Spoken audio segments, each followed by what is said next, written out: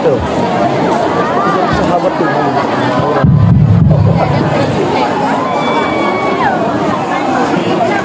Bismillahirrahmanirrahim. Assalamualaikum warahmatullahi wabarakatuh. Waalaikumsalam warahmatullahi wabarakatuh. Assalamualaikum warahmatullahi wabarakatuh.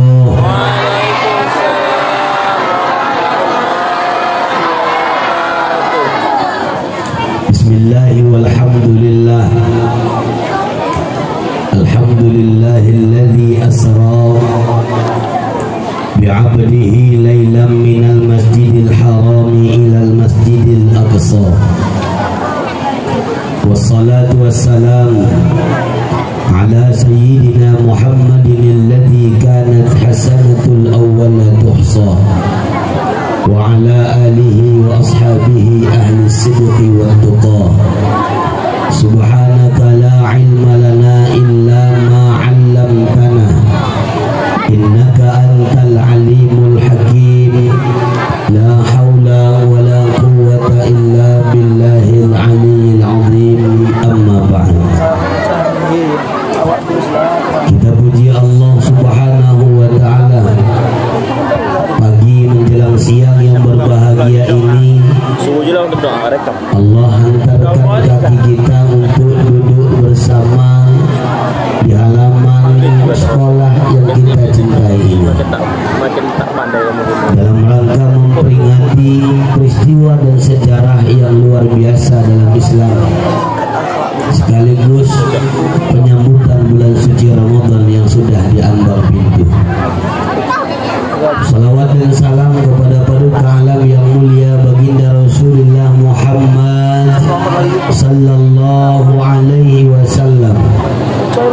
Besar harapan kita kepada Allah, begini rapatnya dan rapinya duduk kita di madrasah ini, begini pula lah hendaknya duduk kita nanti menatap wajah Rasul di dalam surga. Amin ya rabbal, amin ya rabbal. Yang sama kita muliakan, yang sama kita cintai, pengurus yayasan yang ikut berhadir pada hari ini, seluruh kepala madrasah, madrasah aliyah, madrasah sanawiyah dan ibtidaiyah, beserta seluruh wakil-wakil kepala madrasah yang tidak bisa disebutkan satu persatu. Khusus untuk seluruh para dewan pendidik, para ustadz, ustazah, muallim, muallimah yang mengikhlaskan dirinya untuk mengajar anak-anak. Kita doakan para guru-guru kita yang hadir, guru-guru kita di madrasah ini, Allah panjangkan umurnya. Amin. Kenapa lu? Mudah-mudahan guru-guru kita Allah panjangkan umurnya, Allah berkahi umurnya, Allah sehatkan, mudah-mudahan dikayakan oleh Allah.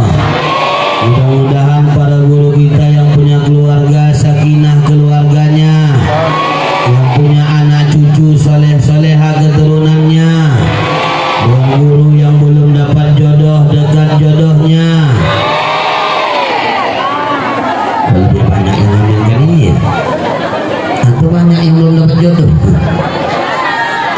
Mudah-mudahan yang belum cair sertifikasinya cepat cair,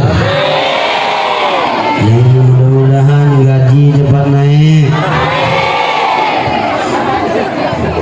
anak-anak yang belum bayar uang sekolah cepat bayar, yang masih banyak utang cepat bayar.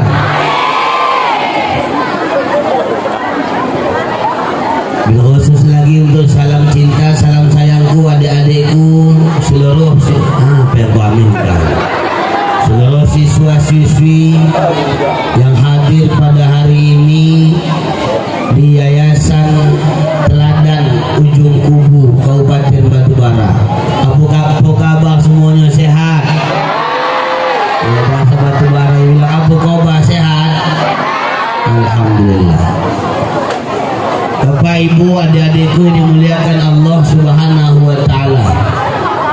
Mungkin ada sebagian kecil yang sudah pernah nengok si Gondrong di remaja masjid atau di beberapa tempat di sekitar Batubara. Karena ini bukan kali pertamaku masuk ujung kubu. Ujung kubu di sekolah ini adalah ujung kubu kedatanganku yang kelima. Setelah keliling-keliling yang dibawa oleh Ustaz Mulyadi, keliling-keliling melalui beliau, alhamdulillah sampailah kemari walaupun awal niatnya bukan aku. Inilah takdir Allah. Al-insan mudabbir wallahu muqaddir. Manusia cuma bisa berencana, tapi takdir Allah jauh lebih luar biasa. Aku tak pernah berpikir bisa sampai ke sekolah ini, dan aku bahkan tak tahu ada sekolah ini. Tapi setelah semalam aku dikabari oleh ustaz yang ada di spanduk belakang ini, yang termasuk ustaz yang agak kurang ajar sama aku. Umurnya di bawah dari aku, tapi begitu enak dia ngatur-ngatur hidupku. Bang minta tolong abang ke ujung kubu Riau ini, Batubara bang. Kenapa kau suruh aku situ? Tak terkejar ku bang. Dia sedang di penimpahan sekarang. Habis ke penimpahan ke Cinta Rakyat Labuan Batu. Aku tak terkejar bang. Kau pikir terkejar gitu? Dia bilang. Aku belum ada tidur enak nih bang. Makan belum, tidur enak belum. Tadi malam aku ceramah Surah Merah di Aceh Tamiang. Jam 2 aku gerak dari Aceh Tamiang. Mobil ngebut aja bawaannya di mana kami jadi di Batubara lah kami sampai jam 7 sampai kemarin masuk, alhamdulillah sampai di Masjid Inayah tadi ganti pakaian, kemudian sarapan belum mbak.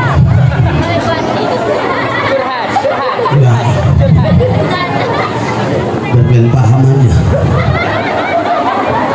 Kadang-kadang awak demi kawan-kawan demikian.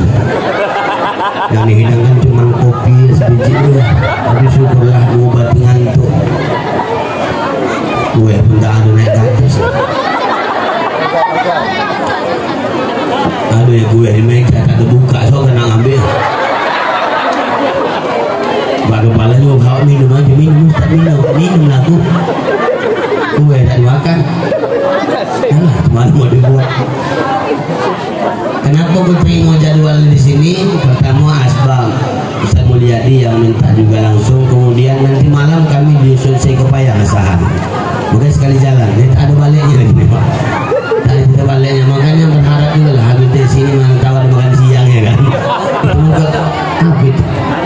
Iya. Itu mesti bawa balik kau aja gitu. Oh ya Allah. Boleh cuma satu macam. Ya bukan acara Isra Mi'raj. Nah, jadi izin mohon maaf kalau nanti kajiannya Bapak Ibu para dewan guru dan adik-adikku agak-agak ngawur dikit dan mana-mana larinya, mungkin itu bawaan dari ngantuk itu. Ya, maklum manusia ini tak bisa seperti Nabi Muhammad. Nabi Muhammad manusia, kita manusia, tapi beda. Basarun lakal basari, manusia tapi tidak seperti apa lagi? Pikir yang hangat tadi. Putih. Kasih ya, panjang umur dia. Sampai kiamat kurang seminggu. Biar dia jadi Batubara di tinggal. Ibu bapak yang dimuliakan Allah, adik-adikku, dari tadi ketika aku datang, alhamdulillah disambut luar biasa hangat. Kalah penyambutannya seperti daripada yang tadi malam. Mohon maaf bukan membanding-bandingkan. Tadi malam kami di salah satu pondok pesantren tahfizul Quran di Aceh Tamiang, tidak sehebat ini sambutannya.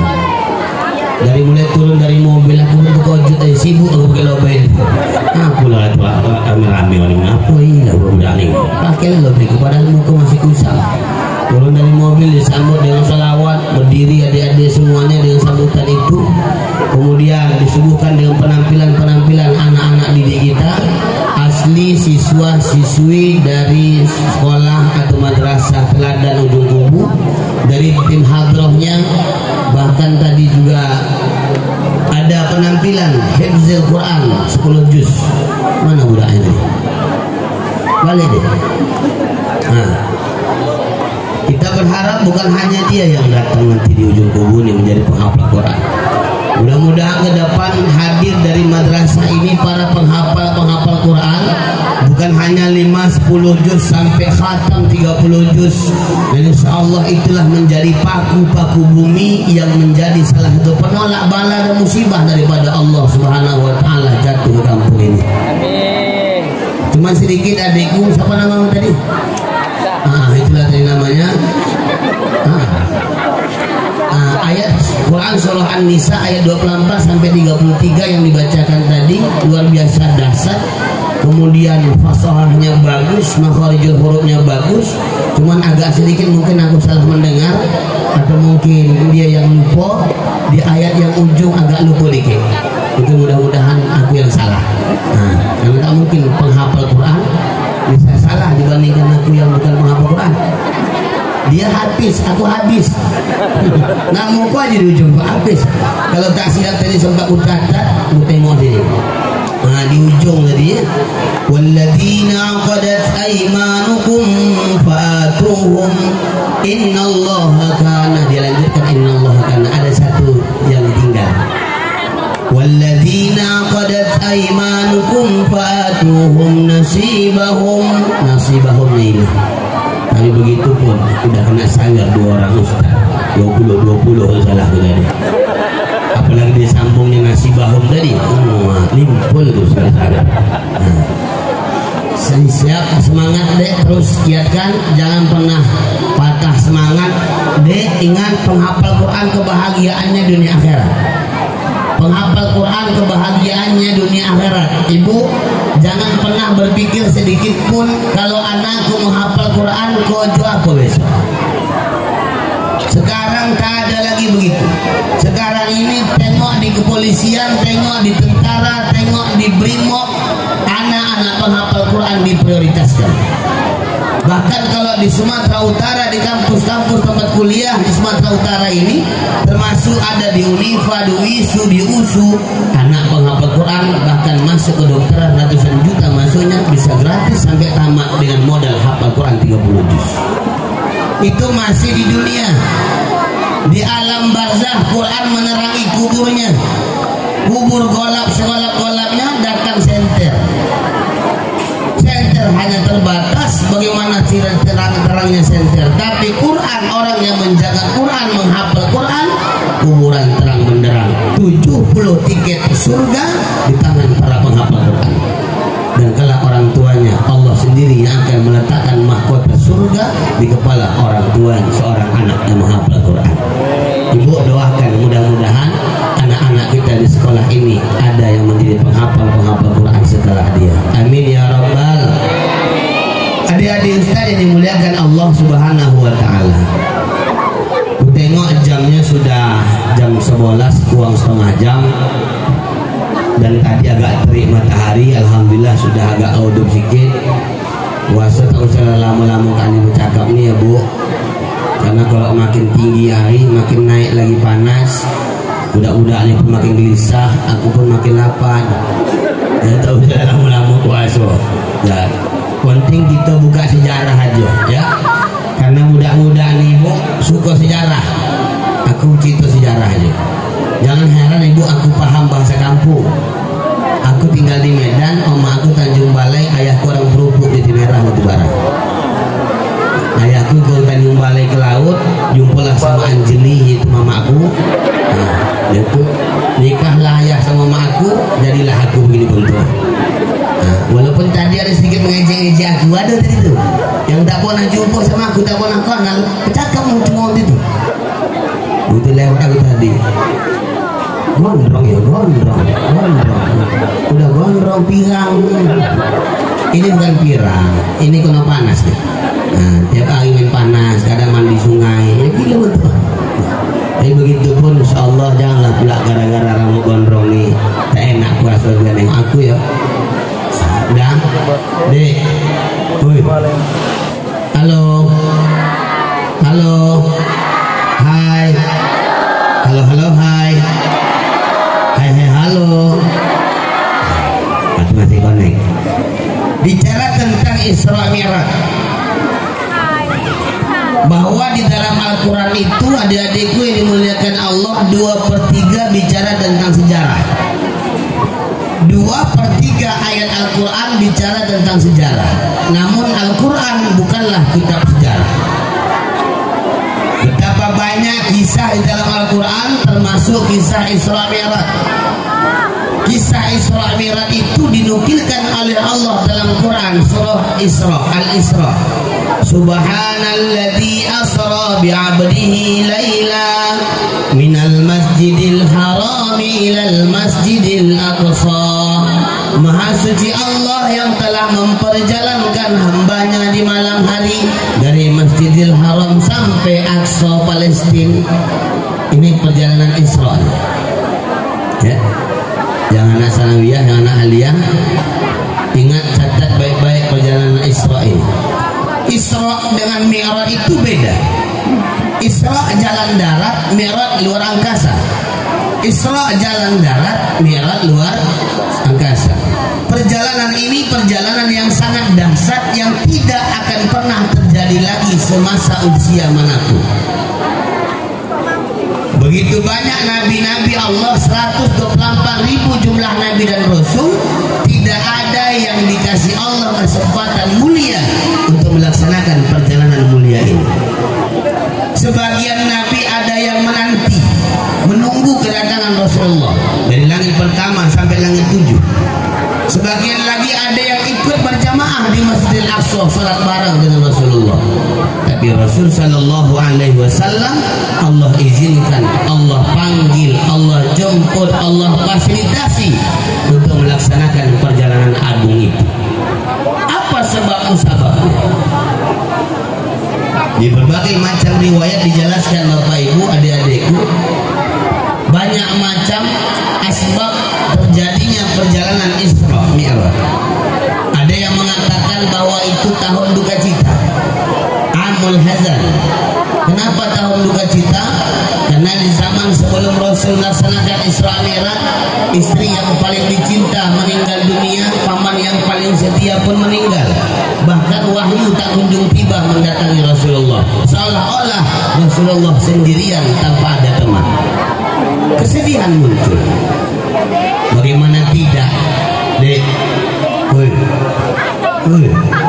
Cemanalah tak rindu Rasulullah, tak sedih Rasulullah, istri yang paling berkorban untuk hidup dan dakwah Nabi meninggal. Tadi tim hadrah sudah sebutkan nama-nama istri Rasulullah. Dalam kitab Aqidatul Awam, istri Nabi Muhammad itu ada 13 orang. Istri pertama adalah Sayyidah Khadijah. Istri Rasulullah Sayyidah Khadijah adalah orang yang paling kaya di kota Mekah dari kalangan perempuan. 2/3 harta orang Mekah itu dikuasai oleh Khadijah. Ini menikah sama Rasulullah, bangkrut, hancur hidup Khadijah. Hartanya habis, Pak. Habis harta Khadijah. Emas sudah tak ada, perak sudah tak ada. Bahkan semiskin-miskinnya Khadijah pada saat itu, dulu pakaiannya branded, sekarang monja. Kawe sampai selimut pun tak punya, Dek. Selimut tak punya Khadijah, padahal orang kaya berat masa itu. Tapi semua harta Khadijah dihabiskan untuk dakwah Rasulullah. Sampai suatu saat, Ibu, sampai suatu saat Sayyidah Khadijah duduk di depan rumah. Lewatlah anak Rasulullah ke dalam. Disapa oleh Khadijah, "Nak." "Iya, Mak." "Coba kau tengok dulu ayah kau ngapui." Terus titik pesan sama ayah, bilang sama ayah, "Oh, Mak minjam sorban yang dipakai ayah. Kedinginan lah Mak nih, enggak selimut."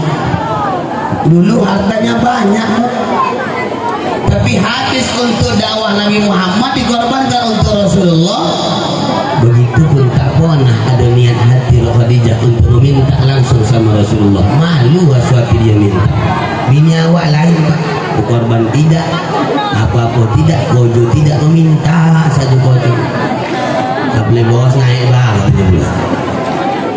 Pesanku sama ibu, jangan pernah minta sama suami uang di belanja, jangan minta sama suami, tapi minta sama Allah dokat kuping suami gitu.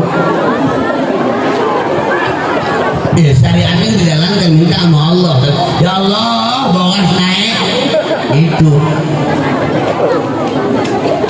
Khadijah walaupun banyak berkorban tapi tak pernah mau meminta, bahkan dia jaga adab, sungkan rasanya minta sama Rasulullah, padahal laki dia. Disampaikanlah sama anak-anak tadi, oh ya,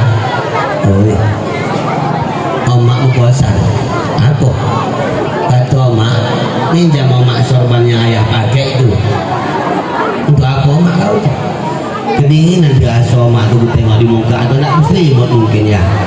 Oh ya masalah kami ayah bawakan. Apa yang dibuat Rasulullah? Polan Rasulullah membuka sorban yang di kepala. Sorban Rasulullah 5 meter panjangnya, Pak.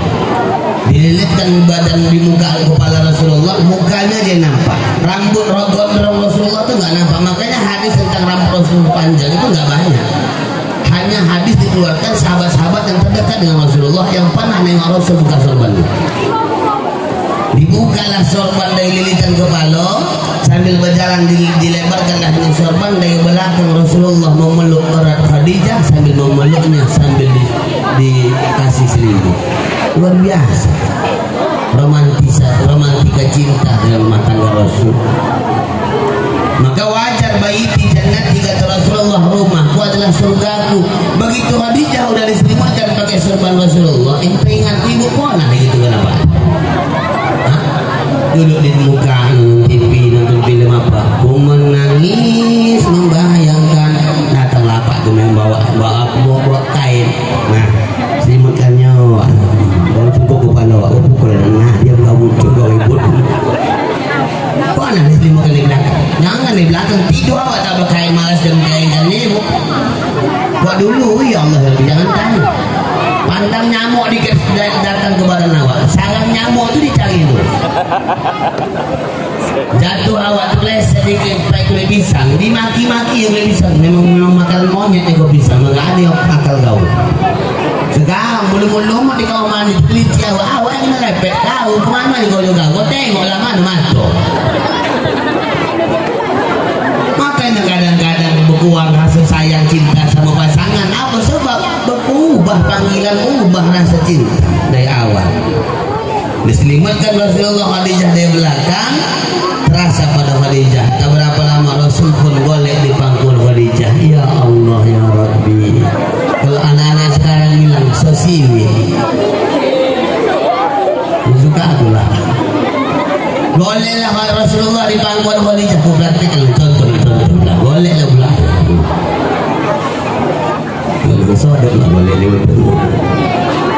Dari atas Khadijah memandang wajah Rasulullah yang polos. Apa kata hati Khadijah? Ya Rasulullah, polos nian wajahmu, tapi kenapa banyak orang yang benci denganmu? Di wajahmu tak ada kulihat wajah penipu, tak ada wajah pembohong, tak ada wajah pendusta. Tapi kenapa orang yang banyak memusuhimu ya Rasulullah? Nangis, tangisan hati Khadijah muncul berupa air mata yang jatuh di wajahnya. Meneteslah air mata itu di wajah Khadijah, di wajah Nabi Muhammad pada saat golek. Terbukalah mata Rasulullah, nampaknya Khadijah berlinang kain air mata. Apa kata Rasulullah? Ayang beb, kata Rasul. Ayang beb kenapa nangis? Kata Rasul nih, ini kata Rasul ya. Kata Khadijah, tak ada apa-apa yang. Kata Khadijah nih, aku menangis. Tadi elok, sekarang menangis. Iya, cemana lah tak menangis pula. Hartaku banyak dulu ya Rasul.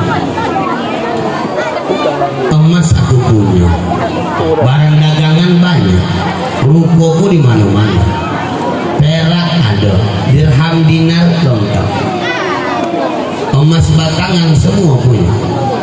Sekarang tak ada lagi ya Rasulullah, sudah aku habiskan semua untuk dakwah. Kenapa aku menangis? Karena aku tak sanggup lagi untuk berbuat apa-apa memenangkan perjuangan dakwah. Tapi ingatlah ya Rasulullah, wahai suamiku, andai suatu saat kau ingin melakukan jembatan dakwah. Tujuan dakwahmu itu melewati sebuah jembatan. Jembatan itu putus jembatannya ya Rasul. Kau dapati aku sudah mati menjadi tulang. Aku ikhlas ya Rasulullah. Tulangku kau gali, kau jadikan sebagai titian untuk melewati jembatan ini. Luar biasa begitu. Romantis tetap, perjuangan tetap, cintanya luar biasa. Maka wajar Nabi Muhammad menyampaikan sama kita semua, panggillah pasanganmu dengan panggilan yang dia senangi. Rasul manggil istrinya berbeda-beda. Manggil Sayyidah Aisyah, ya Humairah, dua istriku yang punya pipi putih kemerah-merahan. Karena memang betul Sayyidah Aisyah punya wajah yang sangat putih, saking yang putihnya bercak-bercak merah muncul dari dalam kayak warna pink. Dan itu tak pakai blush on, pakai shadow, nggak ada. Alami. Rasul manggil ya Humairah, memang betul. Kemarin di Medan aku sampaikan, Pak, panggillah Pak, panggil istri-istri itu panggilan yang disenangi. Kata Nabi ya Humairah. Bapak tuh komplain, itu istri Nabi ya Rasul. Humairah panggilannya wajar, pipinya putih merah-merahan, bini hitam. Apakah harus manggil black hajar aswad?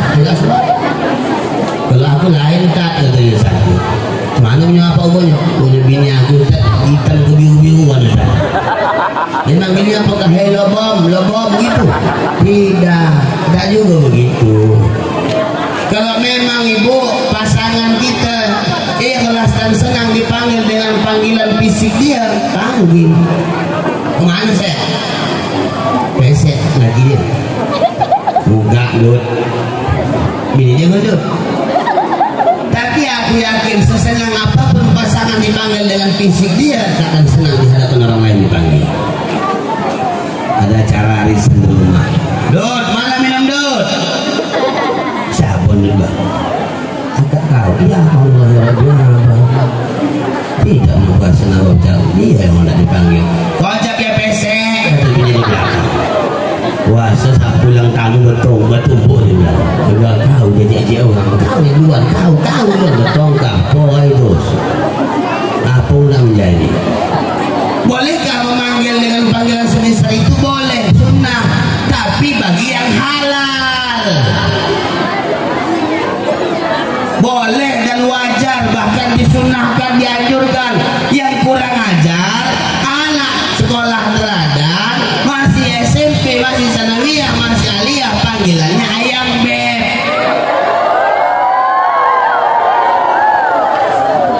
Itu yang kurang ajar. Yang paling palanya tuh rumah di ujung-ujung tuh, nah, panggilannya ayah bunda. Iya, ayah bunda.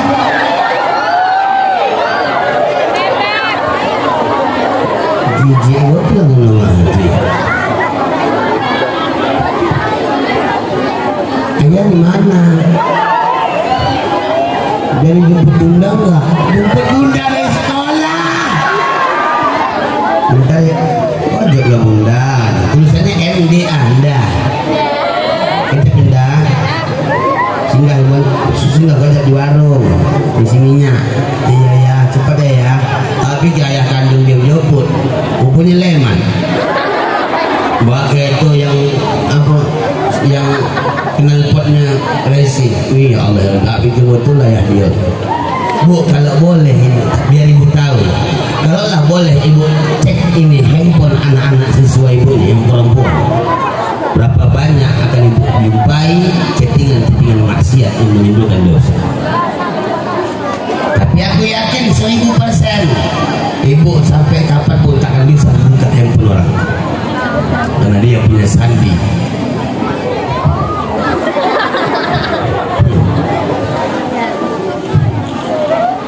Kadang pakai kode 010121 hari jadian ya. Tak akan bisa. Tapi kalau bapak ibu punya anak, bisa dikasih ancaman sama mereka. Buka kau sandinya, kalau tidak handphone disita sebulan. Begitu dibuka sandinya, pisah. Begitu dipisah akan jumpa bu chattingan yang membawa dosa. Ada lagi panggilannya berganti-ganti tiap bulan. Ya Allah. Bulan pertama papa mama. Bulan kedua pupu mumu. Habis itu pipi mimi. Agak-agak ke Islami. Ini kan madrasah. Madrasah identik dengan Islam. Pak kami tak pacaran Ustaz, tapi panggilannya Abi Umi. Iya. Oi, itu talbis bisikan iblis. Pacaran enggak, teleponan sayang-sayang. Begitu ada tidur bilang yang bangun awak jam 3 tahajud ya. Iya. Bangun tahajud, tahan-tahan kan lemang tak tidur takut terlambat bangunkan. Jam 3 kurang siap-siap lemang menelpon. Nah, gak apa lama ditelepon, begitu diteleponnya Assalamualaikum yang kepala gue bayar. Salam. Bukalah videonya, video call kan. Mana muka gelutnya, mana muka gelutnya, nganu.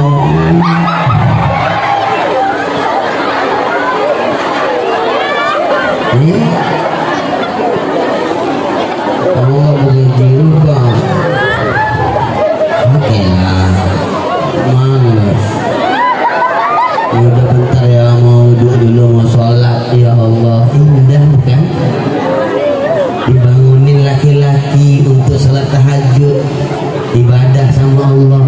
Begitu selesai wudhu, laki-laki itu tahu karena video callnya arahkan ke sajadah. Begitu mau angkat takbir usolli sunat tahajudi, menjoget dan tentu dari handphone